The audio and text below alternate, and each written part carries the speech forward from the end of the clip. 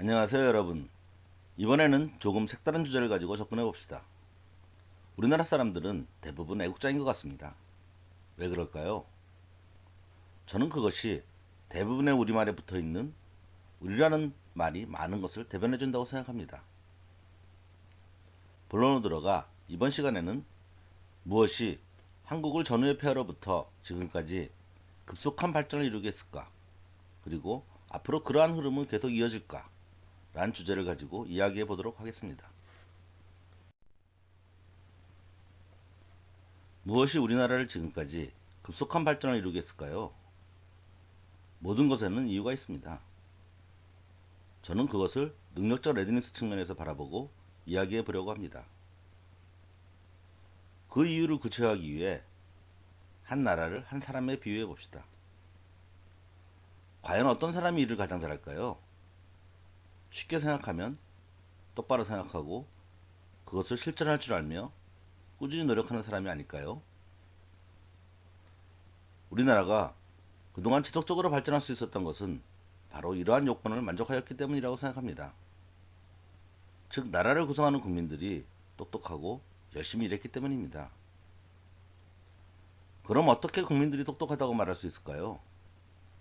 그것은 국민들이 세대를 이어가며 계속 공부하기를 게으르게 하지 않았기 때문입니다. 우리나라 사람들은 이 세상 누구보다도 다음 세대를 이어갈 자식들 교육에 욕심이 많습니다. 그리고 욕심만큼 투자를 아끼지 않습니다. 따라서 나라의 주축이 되는 새로운 세대들이 계속 똑똑해지는 것입니다. 이와 더불어 정말 중요한 것은 우리나라 사람들은 정말 누구보다도 열심히 노력합니다. 특히 경쟁에서 지는 것을 무척 싫어합니다. 아마 그러한 요인들은 역사적 측면에서 바라보면 유교적인 사상과 지리적 위치에 많이 기인하지 않았나 생각됩니다. 잠시 옆길로 세워봅시다. 예로부터 우리나라는 유교 사상의 영향으로 나 개인의 이익에 앞서 전체적인 흐름에서 도리 및 예의를 중시하였습니다. 따라서 그러한 사회에 속한 개인이 그러한 사상을 자연스럽게 받아들이기 위해서는 깊은 생각을 해야만 했을 것입니다. 즉, 상대방의 입장을 이해하고 그 안에서 자신의 역할을 정립해야만 했을 것입니다. 그래서 우리는 그렇게 성장한 아이들을 보면 어른이 다 됐네 라고 칭찬을 합니다. 이러한 사상적 영향으로 깊이 있는, 다른 말로 사려 깊은 생각을 사회가 자연스럽게 요구했던 것입니다. 어쩔 수 없이 많은 생각을 하다 보니 자연히 생각이 깊어질 수밖에요. 이러한 측면에서 착하다는 말은 다른 사람의 입장을 이해하고 행동한다는 것이므로 겉으로는 생각이 깊고 온순하게 보일 것입니다. 이에 반해 서양의 개인주의 사상은 근간으로서 자신을 먼저 바라보고 합리적으로 전체를 구성해 나가는 영역직 방식으로 발전했습니다. 그런데 티베트의 사람들은 전체적 흐름에 관심을 가지고 그들의 사고를 넓고 깊게 발전시켜 나갔지만 대부분의 평민들은 자신과 나아가 가족에 한정하여 생각하고 살아가기 위해 그들의 이익에 기반하여 행동했을 것이므로 상대적으로 국민들의 전체적인 사고 깊이는 낮았고 이에 따라 힘의 지배 원리에 의해 사회는 진행되어 나갔을 것입니다. 물론 그들의 합리적인 사고방식은 근거 있는 정보가 차곡차곡 쌓여나감에 따라 연역적 사고가 중요한 과학의 접근 방식과 부응하여 눈부신 과학의 발전을 가져오게 하였습니다. 즉, 맞다 틀리다와 같은 사실에 대한 과학적 해석에는 연역적인 접근 방식에서 출발한 개인주의 사상이 유리하게 작용하였을 것이고, 옳다 그르다와 같은 전체적인 흐름의 추측 이해에는 균합적인 접근 방식에서 출발한 유교 사상이 유리하게 작용했을 것입니다. 물론 어느 사회든 두 가지 측면의 사상을 모두 지니고 있습니다. 다만 주어진 환경에 따라 주가 되는 접근 방법이 서로 다를 뿐이지요. 과학의 발전 역시 두 가지 접근 방식 모두를 필요로 합니다. 새로운 가설을 세우기 위해서는 현상으로부터 결론을 유추해내는 균합적인 접근 방식이 필요한 것이고, 그러한 가설을 사실로 받아들이기 위해서는 명확한 근거를 가지고 절차적으로 증명해 나가는 연역적인 접근 방식이 필요하기 때문입니다. 즉, 이 두 가지 방식은 서로 보완적인 측면을 가집니다. 다시 본류로 돌아오면 이러한 유교 사상의 영향과 더불어 우리나라는 한반도란 지리적 영향으로 인해 역사적으로 큰 나라들과 상대하며 민족을 유지하며 살아남기 위해 어쩔 수 없이 수많은 노력을 해야만 했을 것입니다. 즉, 우리 민족에게는 이러한 오랜 역사적 경험들로부터 축적되어 온 사력 있고 노력하는 DNA가 내재되어 있는 것입니다.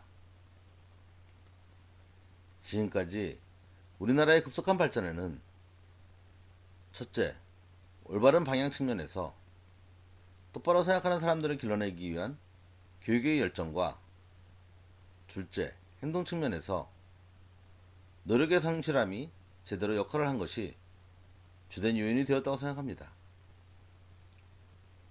전쟁의 폐허로부터 이 세상 어느 나라도 이루지 못한 기적같은 발전을 이루었으니까요. 그런데 앞으로는 어떨까요? 이를 알아보기 위해 먼저 사람들의 행동 기준에 대한 우리 사회의 전체 흐름을 바라봅시다. 크게 두 시대로 나눠볼 수 있는데, 1980년대 이전 유교적인 사고방식이 강할 때는 무언가에 대한 판단의 기준으로 개인의 가치 이전에 자신이 속한 사회적 가치, 소위 옳음에 대해 생각하였고, 자신의 사고 능력이 부족하다고 생각될 경우 사회적 가치에 따르게 되었습니다. 그리고 사회에서 인정받을 수 있는 입지를 가지고 자신의 방향을 잡았고, 서로의 입지는 다를 수 있지만 소위 훌륭한 사람, 덕망 있고 능력을 갖추고 그것을 실천할 수 있는 사람이 되려고 하였습니다. 그러나 전체적인 큰 틀을 바꿔야 하므로 새로운 변화에는 더디고 개혁에는 수동적이었습니다. 다음 2000년대 이후에는 개인주의적 사고방식이 커짐에 따라 우선 자신에 기반하여 전체로 향하는 방식으로 생각하였고, 자신의 사고 능력에 상관없이 스스로에게 이해가 되지 않는 것은 잘 받아들이려고 하지 않았습니다. 더 나아가 자신의 이익에 반하는 것은 받아들이려고 하지 않는 이기주의가 만연하게 되었습니다. 그리고 사회적 옳음에 대한 가치가 모아짐에 따라 유교사상에 근간한 사람들이 따라야 할 절대적인 가치, 옳음은 점점 넓어지고 공동체 사회에서 개인적인 서로의 권리를 평등하게 나누기 위한 규칙이 그 자리를 대신하는 느낌입니다. 따라서 목적보다는 수단인 돈을 버는 데 자신의 방향을 두고 스스로의 인생은 거기에서 벗어나지 못하는 경우가 많게 되었습니다. 그냥 살 뿐 자신이 사회에서 어떤 역할을 할 것인지 잘 모르게 되었죠. 능력이 충분한 경우 자신이 원하는 인생에 대한 변화가 자유로운 반면, 능력이 부족한 경우 변화가 어렵고 가진 자에게 이용당하거나 소외되기 쉽게 되었습니다. 새로운 변화에 빠르게 반응하고 개혁에는 능동적이게 되었습니다. 그러나 앞으로는 데이터가 쌓여갈수록 정보화의 원리에 따라 합의 과정, 즉 사회적인 옳음을 위한 큰 틀을 만들어가는 아픔의 시절이 다가오게 될 것입니다. 다음은 실질적인 교육 대상이며 미래의 두뇌가 될 학생들의 공부 방법에 대한 우리 사회의 전체 흐름을 바라봅시다. 1980년도까지는 아직은 유교적 가치가 많이 남아있던 시절이었습니다. 개인의 목표는 보통 훌륭한 사람이 되기 위해서였고, 사회적 인식 또한 공부한 사람은 똑똑하고 어느 정도는 훌륭한 사람으로 여겨졌습니다. 그러나 일반적으로 알려진 체계적인 공부 방법이 없었으므로 학생 스스로 공부하는 과정을 통해 각자 나름의 공부 방법을 터득하던 시절이었습니다. 그리고 공부하는 과정을 통해 스스로 효과적으로 사고하는 방법을 찾아야 했고, 그 과정을 통해 자연스럽게 자신의 사고 능력을 향상시켜 나갔습니다. 공부만 잘하면 어느 정도 원하는 직장을 얻을 수 있었던 시절이라 공부를 해야겠다는 실천적 동기 또한 비교적 갖기 쉬웠다고 할 수 있습니다. 삼색 신호등으로 비유하면 비록 사회적으로 체계화된 공부 방법은 마련되어 있지 않았지만 올바른 공부의 방향과 행동적 측면에서 괜찮았던 시기였습니다. 그런데 1980년도를 넘어가면서 민주주의와 자본주의로 대변되는 개인주의 사상이 퍼지면서 조금씩 사회적 환경이 바뀌기 시작합니다. 개인의 목표는 편안한 삶을 살기 위한 수단 확보의 측면에서 부자가 되어야지로 바뀌어갔고, 훌륭한 사람이란 가치는 대중에게서 점점 멀어져 갔습니다. 이와 상응하여 공부를 통해 능력을 갖추어 자연스러운 흐름에서 대학 입학과 같은 결과를 얻으려고 하기보다는 결과 자체에 초점을 맞추어 결실을 보려는 요령이 득세하기 시작하였습니다. 이와 때를 같이하여 이러한 사회적 분위기에 편승한 학원들이 부흥하기 시작했고요. 전반적으로 이 시절의 사회적 환경은 노력의 과정, 실력보다는 결과 중심으로 변화하는 과도기라고 할 수 있습니다. 삼색 신호등으로 비유하면 공부의 방향이 너무 개인적으로 편향되어 갔지만 그것이 자연스러운 흐름을 깨는 잘못된 것이라 말하기는 어렵습니다.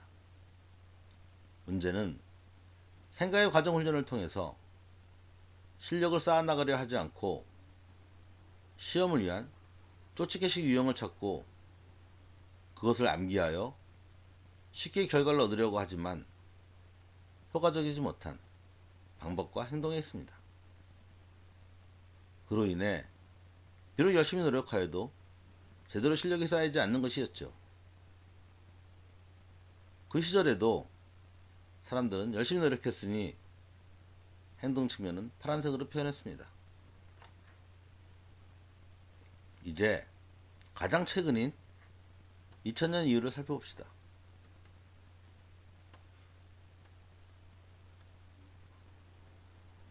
우리 사회에 개인주의는 심화되었고 경쟁도 치열해져서 일반적인 개인의 목표는 거창한 목표보다는 안정된 일자리를 찾는 것이 주류가 되었습니다. 그러나 실행적인 측면은 여전히 과정보다는 눈에 보이는 결과를 쫓아서 행동하였습니다. 좋은 대학에 들어가고 스펙을 쌓고 좋은 직장에 다니고, 예전에는 좋은 대학에 들어간 사람을 보면 능력이 뛰어난 나름 존경스러운 마음으로 사람을 대했지만 지금은 단지 시험을 잘 보아서 어떤 면에서는 재수가 좋아 들어갔고 나중에 좋은 직장에 좀 더 들어가기 쉽겠구나 정도로 인식하는 것 같습니다. 부러운 사람일 수는 있지만 훌륭한 사람이라는 인식은 크게 없는 듯합니다. 항상 사회는 노력을 통해 진짜 실력을 갖춘 사람을 원하고 시험을 통해 그러한 사람들을 구별해내려고 하지만 정작 우리 사회는 그러한 가치가 보편화되어 있지 않다는 것이 너무나 큰 괴리이며 문제입니다. 사회의 필요와 사람들의 행동이 서로 다른 것이죠.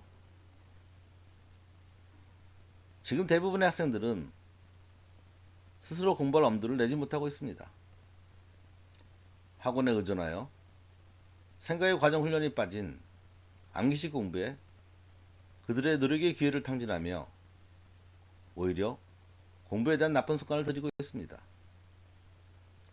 즉 비록 엄청난 비용을 들여 젊은 시절 필요 이상의 시간을 학과 공부에 투자하고 있지만 사회에서 원하는 진정한 실력 향상을 기대하기는 어렵습니다.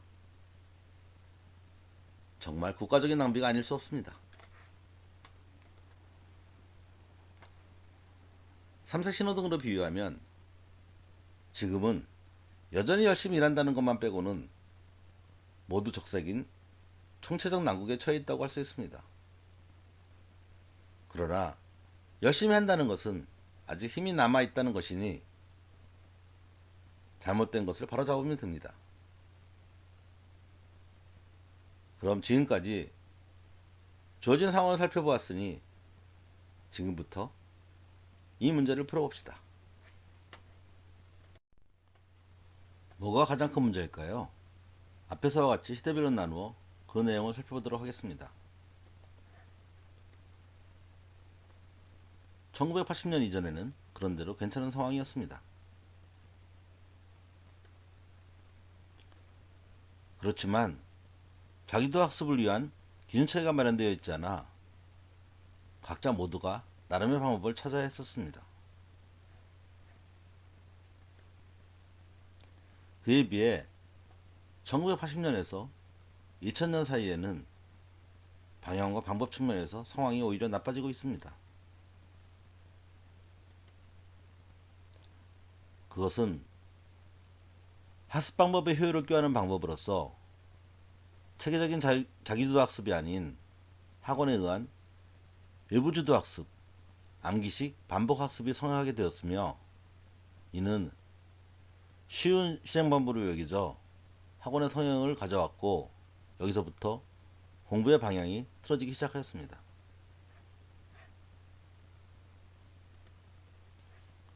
그리고 2000년 이후에는 나쁜 상황이 정점을 치닫고 있는 느낌입니다. 잘못된 공부의 방향과 방법은 공부에 대한 학생들의 의욕 상실을 가져왔을 뿐 아니라 직접적인 비용 측면에서도 투자 대비 효과를 생각할 때 엄청난 손실을 초래하고 있습니다. 우리나라는 중고등학생들의 학원비만 계산해도 하나에 약 10조 정도를 투자하는 데 비해 그것의 효과는 채 20%도 얻지 못한다고 생각합니다. 게다가 학생들의 그 많은 노력 시간을 생각하면 그 손실은 가히 어마어마해집니다.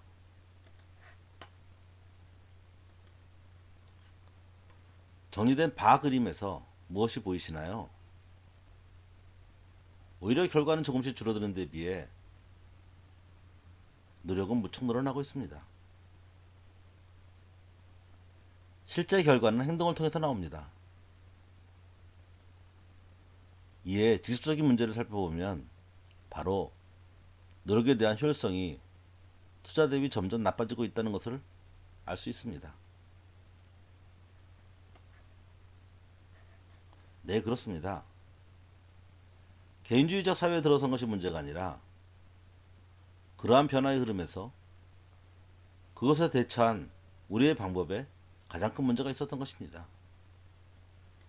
보다 효과적인 공부 방법을 안내해야 했지만 오히려 쉬운 것을 탐하다 길을 잃은 공부의 방향과 그에 따른 실천적인 공부 방법에 문제가 있었습니다. 아이러니하게도 우리는 대부분 그것을 이야기하고 있습니다.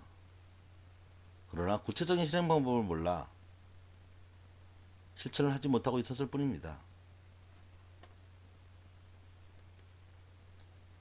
그럼 그것이 무엇일까요? 다음 슬라이드를 살펴봅시다. 그것이 무엇일까요? 그리고 어떻게 변화해야 할까요? 그것은 바로 잘못된 공부의 방향과 방법을 바로잡는 것입니다. 즉, 단순히 암기가 아니라 공부를 통해 효과적으로 생각하는 훈련을 할 수 있도록 올바른 자기도 학습을 위한 표준 체계를 마련해야 합니다. 그리고 그를 통해 학생들이 공부할 때 구체적으로 따라할 수 있는 학습 절차를 제공하고 적절한 훈련을 통해 그것을 체득시켜 공부의 효율을 높이는 것입니다. 즉, 올바른 방법으로 직접적인 훈련을 통해 우리 노력에 대한 효율을 올려야 합니다. 학교는 생각하는 과정 훈련을 위한 자기도 학습 방향 및 체계를 가르치고 학원은 개별적으로 필요한 학생들에게 자기도 학습 능력을 훈련시키고 올바른 공부 습관 형성을 위한 보조 교육기관으로 자리 잡아야 합니다. 이것이 현재 우리나라가 가진 열정과 자원을 효과적으로 활용하고 상생하는 방법이라 생각합니다. 그리하여 삼색 신호등이 나타난 것처럼 방법과 행동에 파란불이 들어온다면 이 세상 누구보다도 열심히 공부하는 우리 학생들이 그 노력의 대가를 얻을 수 있게 될 것입니다. 다음은 이 시점에서 그동안 항상 얘기되었던 자기도 학습의 실체에 대해 그 내용을 짚고 넘어가도록 하겠습니다. 왜 자기도 학습이 필요한가? 실력이란 스스로 헤쳐나가는 방법을 알고 실천해 나가는 것이지 최종 결과만을 아는 것이 아니기 때문입니다. 그러니 당연히 과정 훈련이 필요할 밖에요. 우선 공부에 대한 잘못된 인식을 살펴보면 단지 시험을 잘 보기 위해 암기하여 무언가를 많이 알고 있는 것은 실력이라 할 수 없습니다. 그냥 기억력이 좋은 것입니다. 유형별 풀이 방법을 일일이 외워서 문제를 푸는 것은 암기력 테스트이지 실력 테스트가 아닙니다.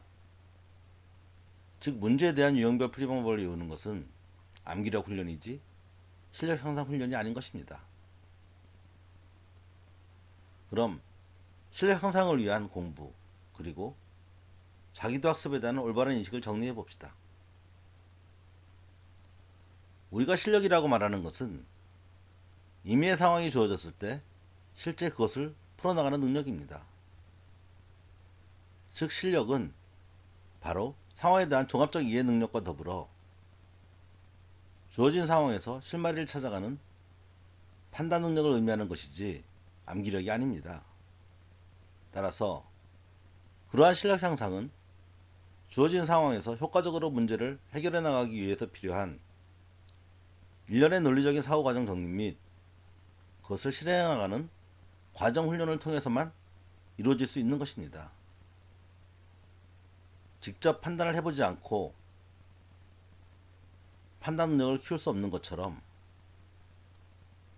결코 결과와 형태에 대한 단순한 암기를 통해서는 얻을 수 없는 것입니다. 물론 사회에는 새로운 도전을 헤쳐나가는 것뿐만 아니라 이미 알고 있는 것을 잘 수행해 나가는 것도 필요합니다. 그러한 일을 수행하는 사람들을 우리는 기능공이라 부릅니다. 그렇지만 우리 모두가 기능공이 되려고 하는 것은 아니니까요. 또한 공부하며 능력을 키워나가는 학생 때 미리 그것을 정할 필요도 없는 것이고요.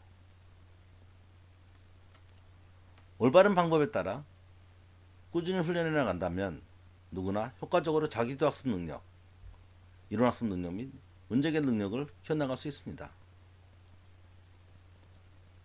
자기도 학습은 단순히 혼자서 공부하는 자습이 아닙니다.